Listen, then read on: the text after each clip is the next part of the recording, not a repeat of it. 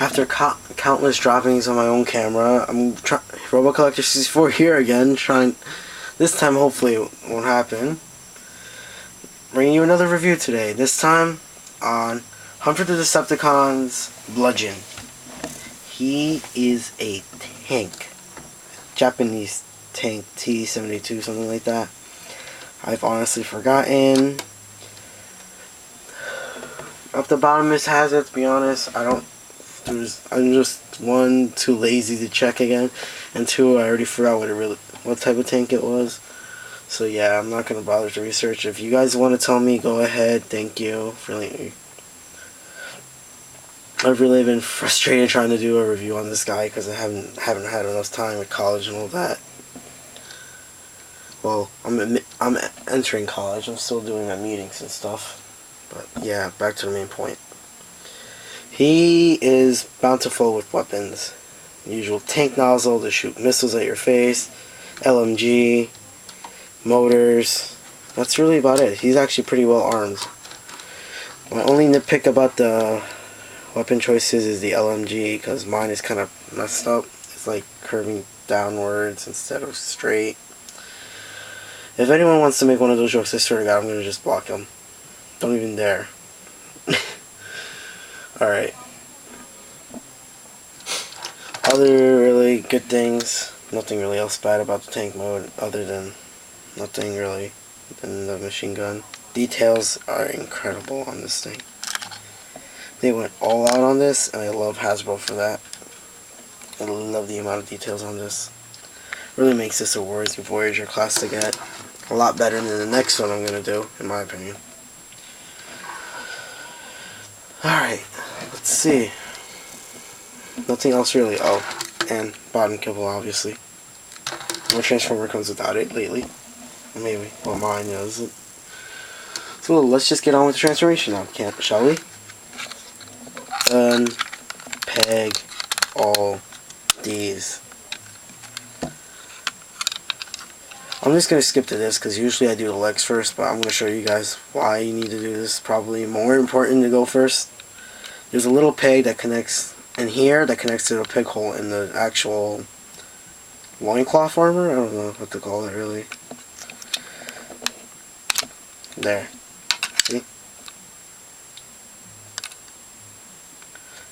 Done. Now we can work on the legs.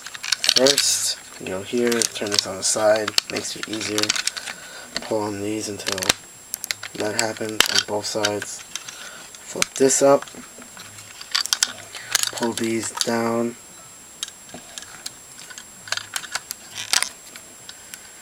See, sometimes simpler than it should be. Now, go back here. This is mostly out of screen. It's probably because I'm a little frustrated right now. I'm sorry. There, we pull the legs free from the confinements of the rest of the armor. Yes, let it fall down because it's magic like that. Clip these two closed. These have to go inwards. I don't know why, but they do. Now, for both legs, it's the same thing, really. Yeah, make sure these two go down because you don't really need them out anymore. Flip this, pull this up, grab this orange bit. It's actually the foot. Ah, the magic is my issue with this foot transformation. Maybe mine are really tight, but this toe loves to fall in place. So I can't do much about it. It's really much of a pest. Now, same thing here. Down, up, flip. Ooh, it's stuck. Ah, that hurt. Yay, this one at least stayed the right place. And that's really the lower half of the body. This hole out here is for something later. You'll see. Then you open this, flip it like that. You can take the arms right now, pop them out, straighten them. Little peg here so you can grab and scoop out the hand. Yeah. And you close this down. There's one arm. And you practically do the same thing here.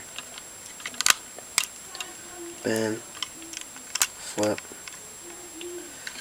close, and there we have the arms. We're almost done. I'm gonna go with my backpack right now because I love backpacks. Open this. And there we go. That's it. That's all there is to it.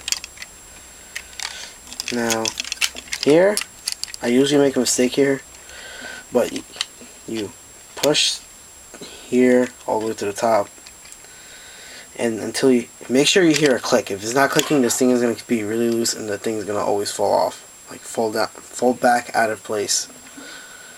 So pull up. There's that click, and there we go. And there we have Bludgeon. I love this guy. He has two of my favorite themes put together. Tanks with samurais. Thank you, Hasbro. You did something right. I love this guy. I have like 10, I think, Voyagers right now with me. But this guy easily tops all of them. The amount of detail on him is incredible.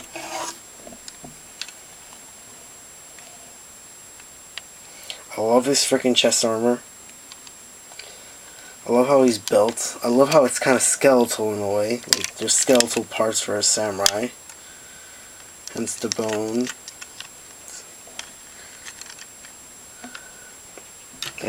I love it. I just really do. The tin cannon here, that's made with different plastic. If anyone should have known by now, it's a samurai sword. Thanks to the samurai theme of the bot. And it actually goes in the arm.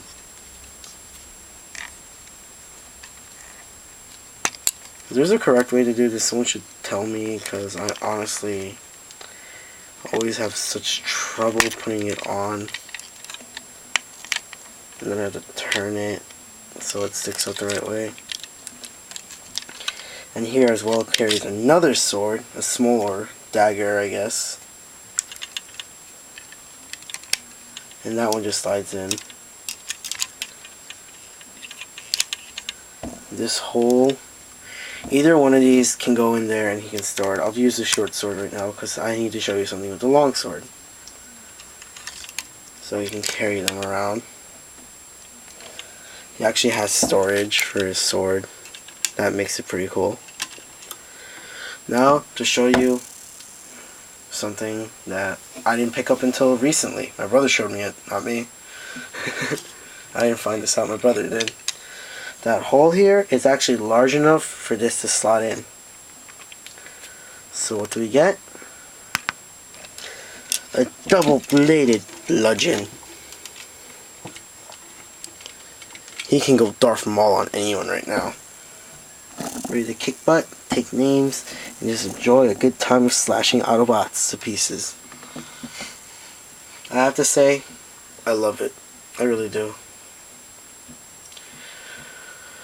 Articulation wise, let's start with that. Gird. Oh yes, because I want to knock down my toy. Knees. Yes. Can he move his up? He can't really move his whole leg up and down because of this. But it moves a decent, I guess. Knees can move. It's not double kneed. Double jointed on his toes for some reason. I guess due to the thing for his transformation. He gets double joints on his toes. Ooh, that was bad. Excuse me. I hope you didn't get offended by anything you may have seen or something. Same here. Arms. Now, you can't go 360 if the backpack's open. If you close it, yes you can.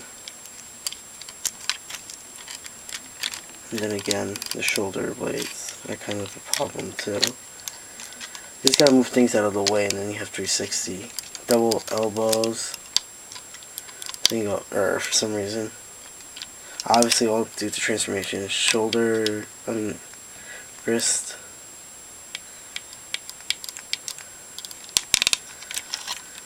And head, even though it kind of doesn't look like it does, it actually has articulation. Not 360 rotation, more like 180. That's about it. He has a decent amount of articulation.